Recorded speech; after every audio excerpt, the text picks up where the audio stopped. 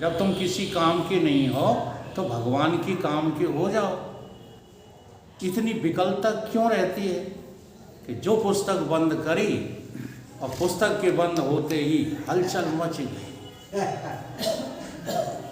हाँ, ये हलचल उनको तो ठीक है जिन्हें अभी जो है जिम्मेदारी लग रही है।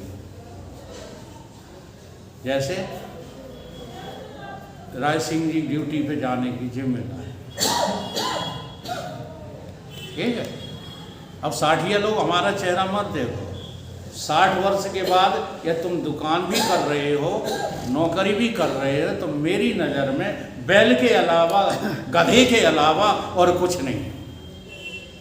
क्यों? शास्त्रों ने आदेश दिया है, जी हाँ, कि 60 वर्ष की उम्र के बाद भगवान के भजन के अलावा और तुम्हें कुछ करना ही नहीं। तो भगवान की आज्ञा का उल्लंघन कर रहे हो तो आदमी मनुष्य हो, काय के मनुष्य हो। तो इतना हमने डिटेल इसीलिए किया है, सर्वधारी समझाने के लिए। तो तुम सर्वधारी न बनो, कुछ कुछ धारी तो बनो, सत्संगधारी बनो, हैं, स्वाध्यायधारी बनो, भजनधारी बनो, कुछ तो बनो। जब कुछ बनोगे तो सर्वधारी भी तुम एक दिन निकलोगे।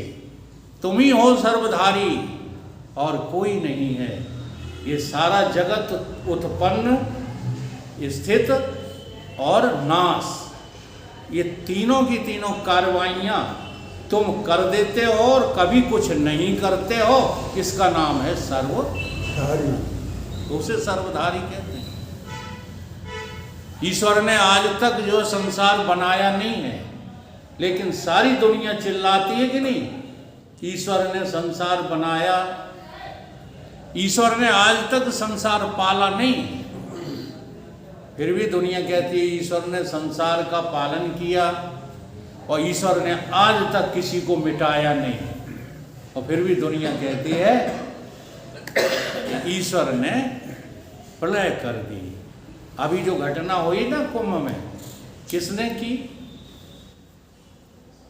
ईश्वर ने।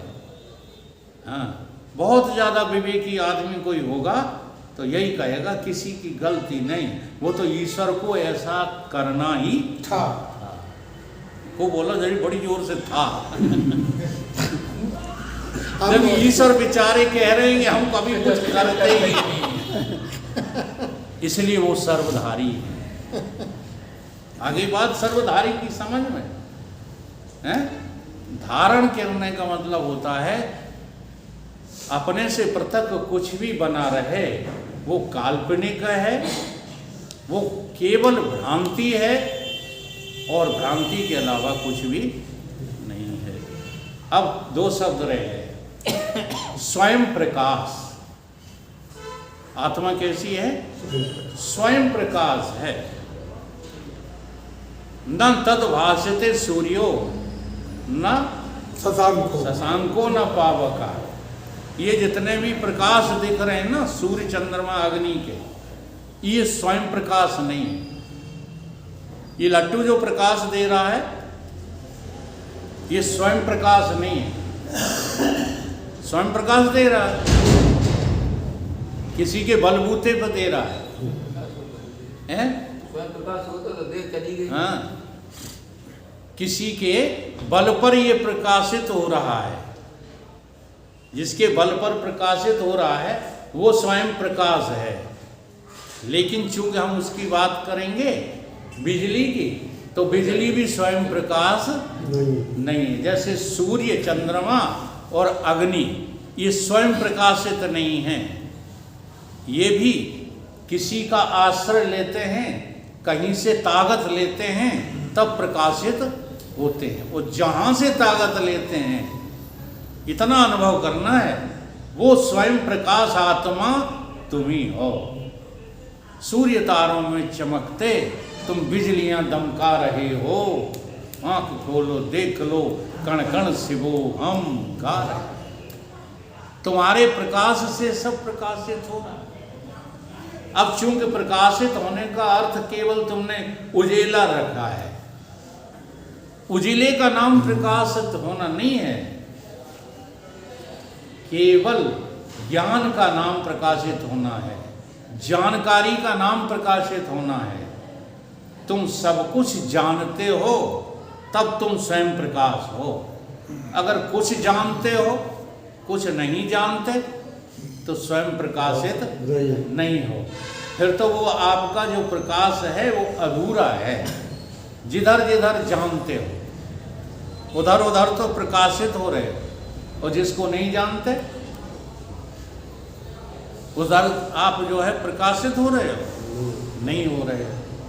तो स्वयं प्रकाशित का अर्थ यह है कि बाहर का भी सब कुछ जानते हैं।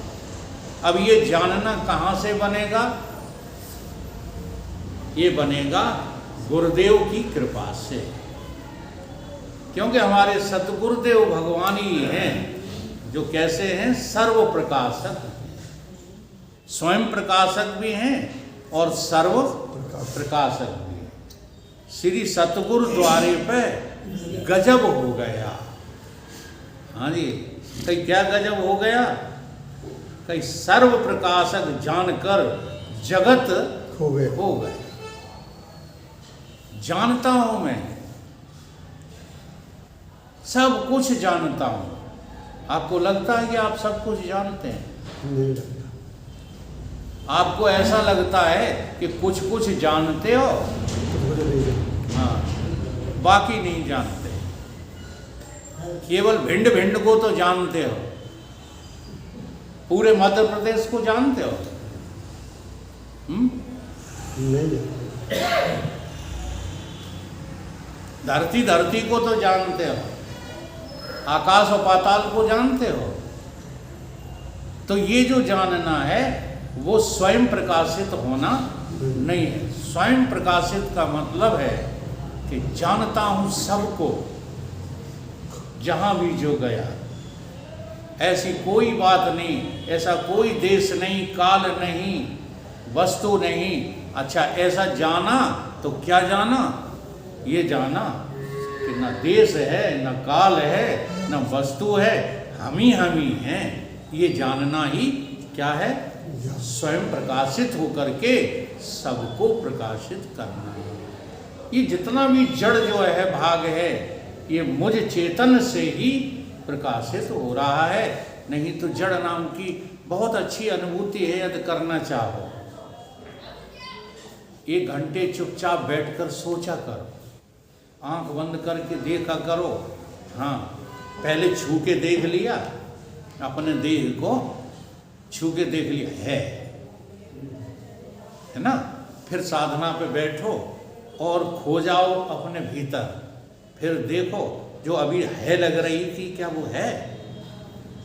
तो बहुत बड़ा आश्चर्य आपको दिखेगा कि जिसे अभी हम है कह रहे थे ये है ही नहीं।